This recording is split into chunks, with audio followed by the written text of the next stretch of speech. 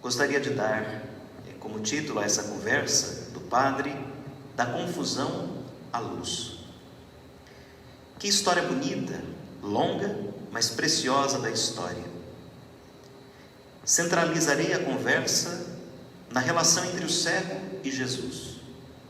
Se deixamos de lado todas as discussões e diálogos posteriores ao milagre, que foi um relato bastante breve, Jesus se aproxima do cego, não se diz que o cego tenha pedido a cura, simplesmente ele estava ali e Jesus ouviu. Jesus cospe na terra, faz lama com a saliva, coloca nos olhos daquele cego e pede que ele vá se lavar em Siloé. O cego obedece e logo recobra a sua vista. E depois vem toda a discussão entre os conhecidos, entre a família, os fariseus e o cego. Jesus praticamente desaparece desse relato do Evangelho, até que ao final se encontra de novo com o cego, que tinha sido expulso da sinagoga simplesmente por contar o que tinha acontecido. E Jesus convida o cego, ou melhor, o ex-cego, a acreditar nele. Vejamos, irmãos e irmãs, o método da cura. Jesus unge com a lama os olhos do cego. É como se Jesus levasse a uma confusão maior.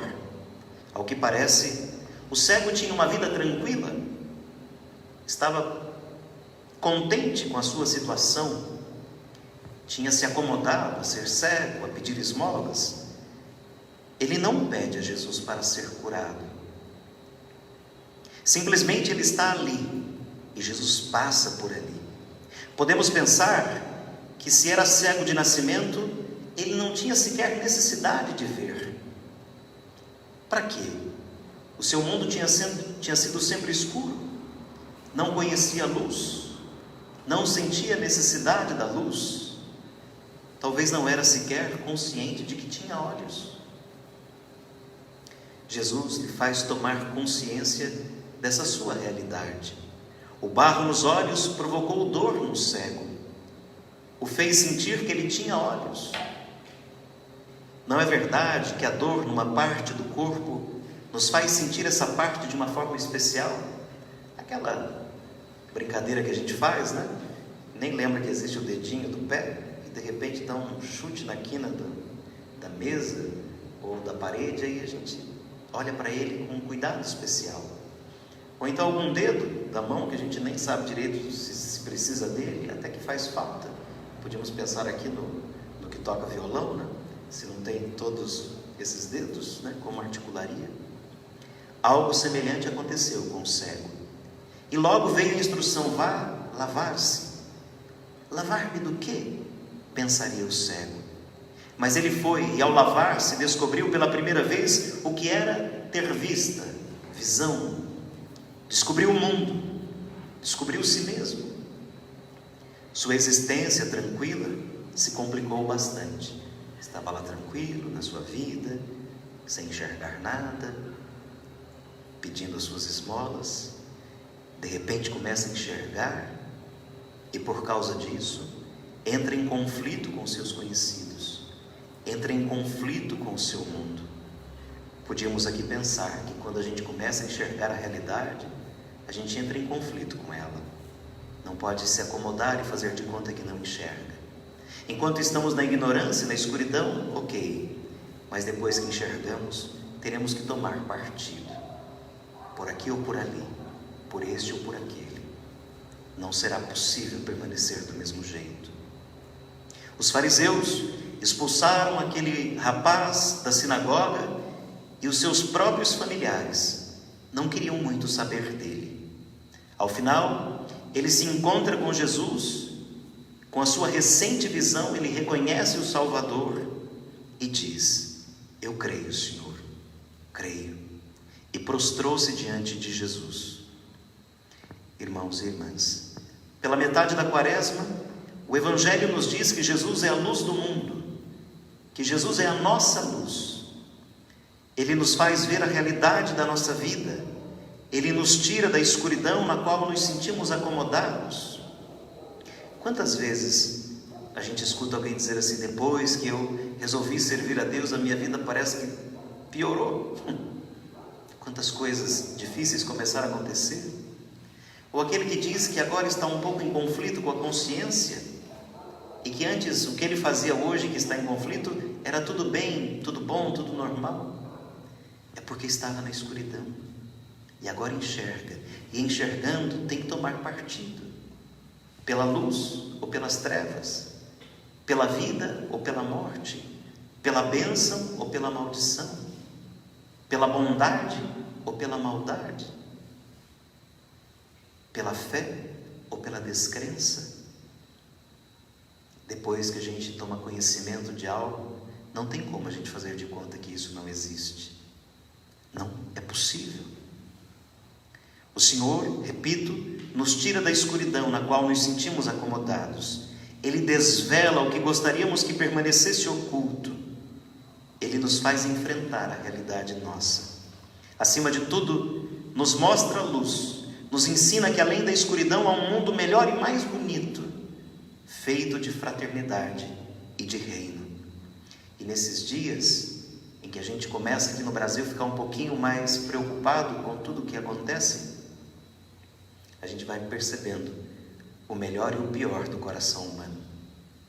Por exemplo, quem vai lá na farmácia e compra um estoque de remédios, sendo que nem está doente, ele não pensa no outro, só nele, está na escuridão. Aquele que vai ao mercado e compra todo o estoque de álcool gel, que ele teria que passar um ano inteiro para usar o que ele comprou, e não pensa no outro, ele está na escuridão, não está na luz. Aquele que pensa só em si, só em si, só em si, só em si, está na escuridão, não está na luz. E mesmo algumas autoridades estão na escuridão, não estão na luz. Jesus nos desafia a dar uma resposta. Quem se anima a abrir assim os olhos? Quais são as partes, irmãos e irmãs, da nossa vida, da nossa família, das nossas relações, da nossa sociedade, que nós preferimos deixar na escuridão e não olhá-las? Aquela esposa ou aquela mãe que faz vista grossa para os erros do seu filho porque prefere ser assim, vista grossa para algum comportamento do marido porque é melhor que seja assim. Se ela enxergar e admitir que enxergou, terá que tomar uma decisão. Queremos de verdade que Jesus nos abra os olhos? Em que teríamos que mudar se nos decidíssemos abrir os olhos hoje? Qual papel tem Jesus na nossa vida? Essa luz que nós dizemos ter é verdadeira? Procurando aqui o rumo do brejo, no final da conversa, vejam como pode ser o nosso comportamento. A desgraça numa perspectiva mundana, aqueles que perguntam a Jesus: Mestre, quem pecou, ele ou seus pais, para que ele nascesse cego? Aquela tola curiosidade que quer buscar explicação naquilo que não precisa de explicação. E temos também a desgraça numa perspectiva crente, de fé. Nem ele, nem os seus pais pecaram, mas isso serve para que as obras de Deus, a glória de Deus, se manifeste nele.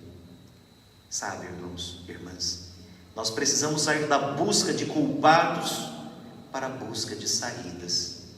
E me parece que isso hoje é tão importante. De que vale a gente acusar um ou outro enquanto está afundando o barco? Temos que cuidar para que o barco não afunde e não encontrar quem furou o barco.